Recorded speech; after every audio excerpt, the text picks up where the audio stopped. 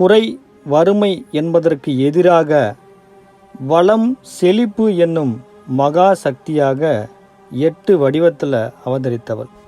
அப்படி 8 வடிவில் அவதரித்த அன்னை மகாலட்சுமி அறிவு, ஞானம் இவற்றின் வடிவமாக இந்த மண்ணுலகில் இன்னும் நமக்கு அருள் செய்து வரும் ஓர் அற்புத தலத்தை பற்றிய பதிவு இது.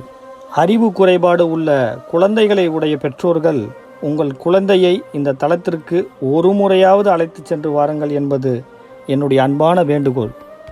கணித மேதை என்று சொல்லுவதை விட கணித ஞானி என்று சொல்லுவது அவருக்கு பொருத்தமாக இருக்கும்.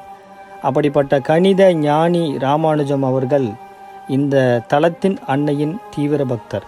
ராமானுஜம் அவர்களுக்கு கனவில் கணித சூத்திரங்களுக்கு இந்த தலத்தின் அன்னை பலமுறை விடை தந்துள்ளார். கனவில் கிடைக்கும் விடைகளுக்கு எந்த நேரமாக இருந்தாலும் எழுந்து விடை எழுதுவது அவருடைய வழக்கம்.